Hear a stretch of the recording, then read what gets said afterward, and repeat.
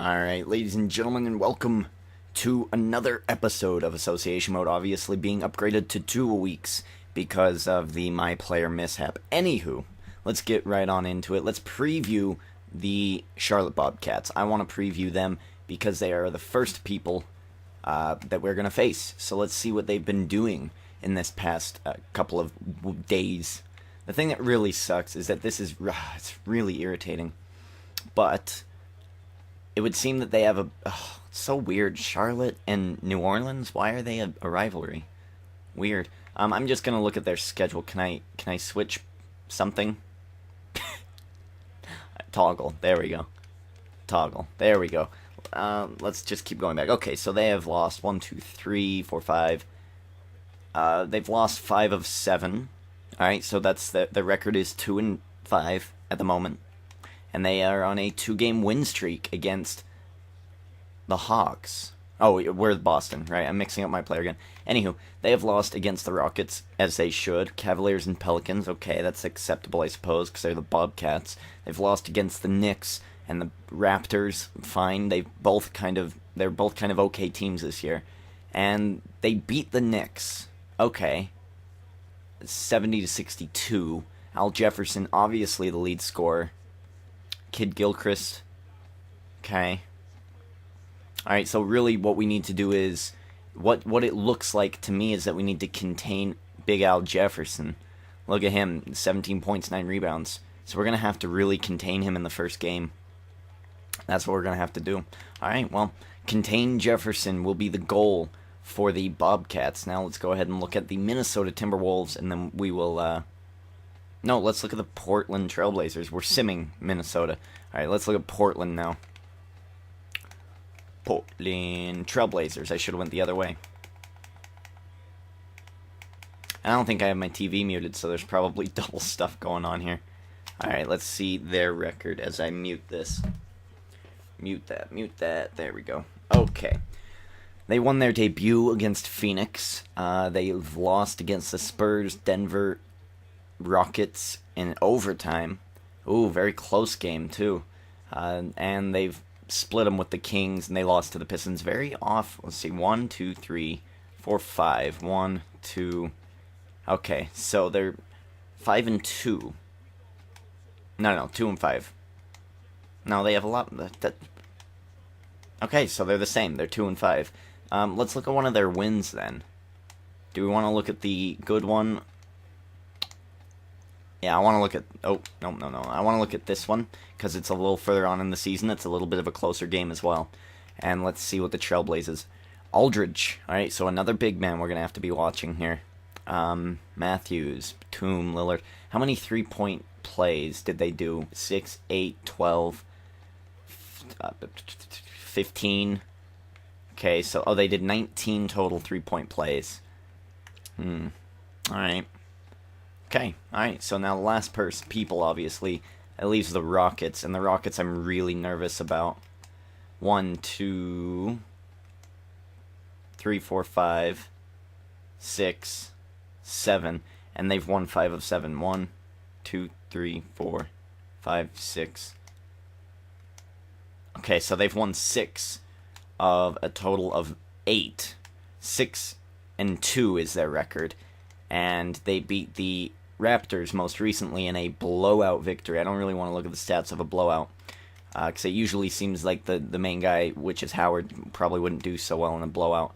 I want to look at a close win, a very close one. There's an overtime one against Trailblazers, so be it. Look at that. So they won. Aldridge, no, we want to look at Rockets. Howard, yeah, see Howard, another big man. We're going to really have to focus on these big guys in these upcoming videos. I want to look at their three-point plays, 3 of 10, so they're not a threat from the outside. So if we focus on keeping... Look at their field goal percentage. It's below half. Their free throws, they've missed 7 of 26, which is probably about 79, 80, 78, something like that. Okay. Not a whole lot of turnovers, so I think where we defend is just down low and make them shoot the three-point shot. And we'll see if they can miss a couple of those. Their defense is okay for a game. Alright, well, there we go. I think we're good to go. So without further ado, let's play this next game here against the Charlotte Bobcats, and I guess you'll be seeing some highlights. Alright, and ladies and gentlemen, welcome to the highlight portion of the video. We are starting it off against the Charlotte Bobcats. Big Al Jefferson starting it off really hard and heavy. Here we go. Green, strong dunk, assisted by Rondo off the steal opening play, and that would really set the tone for this game. It was all about defense. The Charlotte Bobcats really couldn't get anything going down low with Jefferson throughout this whole game, but again, defense for the Boston Celtics would pull through. Boston 12, Charlotte 8 at the end of the first quarter. Again, Fredette, another steal, and another easy layup. Again, Fredette, one of my key pickups during the beginning part of this season. A lot of people do not like Fredette, and I chose him for a reason. 3-point shot by the Celtics. We are really becoming a 3-point team at this point. Here we are at halftime showing some stats. Jefferson, 17-point average, only has 2. How embarrassing for him. Would he be able to make a strong comeback in the third? Well, we'll have to find that out. Alright, so there you go. They get a nice steal there. And that was one of the small turnovers that were costing us this game slowly. They were inching back into it, 44-50 at the end of the third. Going into the end of the fourth, again, the defense would play key. The Boston Celtics double-teaming Kid Gilchrist. Kid Gilchrist, turnover. Very important turnover, too. Only a 5-point game at this point. And here's the nail in the coffin play going down to Olenek, and Olenek a strong dunk to finish this game. This game is over. Olenek, a very surprising story I read about him. People are not as impressed with him as they once were. I'm a little surprised. I thought he was pretty damn good. 67-60 ends it for the Charlotte Bobcats. Alright, game number 2. Boston Celtics versus Portland Trailblazers. The goal, keep them out from down low, control the boards, get the most rebounds, and decimate them from down low. Sounds pretty good, but it didn't really happen in this game. The only offense we really got in was 3-point shots and fouls, and maybe mid-range points from time to time. Other than that, we didn't get a whole lot done. This was a very, very disappointing game. They decimated us down low. Look at that, Fredette, another 3-point shot, miracling it. And again, Fredette, very great player. End of the first quarter, high scoring, 120-19. We were only down by 1. The beginning of the second quarter, we would find Rondo having a huge mismatch against one of the bigs of the Portland Trailblazers, and all I had to do was dance around him a little bit to get around him. Easy layup, and a goaltending.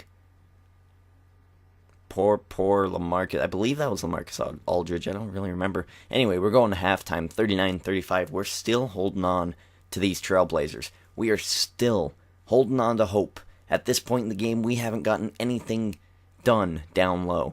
And that's what we needed to focus on. We needed to really focus on the down low portion of this game. Would it happen in the third? Rondo, a huge turnover here. And those passes I used to be able to make in 2K13 cannot happen anymore. But look at that. Fast, powerful defense from Rondo. Really getting that turnover back around to the other coast for a block. Getting that rebound there, and we're going coast to coast for Rondo. Rondo can't get it done, passes down, and look at that, another near turnover. Very disappointing. Rondo going all the way, 3-point shot, miracle 3 at the end of 3. 51-58 would end the third quarter. Portland still a 7-point lead, so I had to outscore the Portland Trailblazers by 7 points without controlling the down low portion of this game. It was going to be a difficult one, but that's a good start. Getting a foul on Lopez and getting a 3-point opportunity.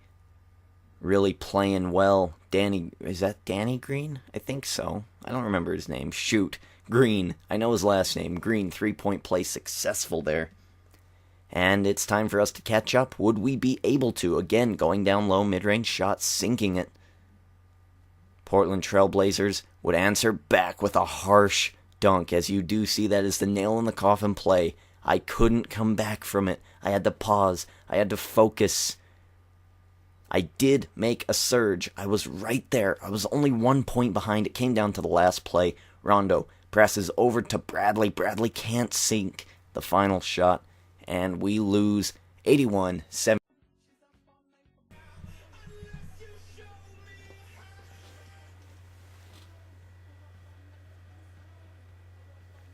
Alright, ladies and gentlemen, we are here to simulate using Hoopcast Celtics versus Timberwolves. Let's just find out how well this is going to go. I'm a little nervous. I wonder if I just leave it here, it'll just auto go. No. Alright, so I'm going to have to do it. Alright, end of quarter. Oh, God. End of quarter. Oh, okay, we're catching up. End of quarter. Oh, I think this game is over. I think I just should end of quarter it. I think it's kind of useless. 57-70, Timberwolves whoop our ass. Damn. Kevin Martin. Corey Brewer. Who'd we have here? We had Rondo, Bradley, Green. Where was our big guy? Damn it. Alright, well, there you have it. We lose. Let's look at some more stats here. Alright, let's look at this. Kevin Love had a really good game. 3-point shots don't look too bad for them. Oh, Budinger, he's an asshole. Let's look at this team comparison. I've never really looked at this. Let's go ahead and do that.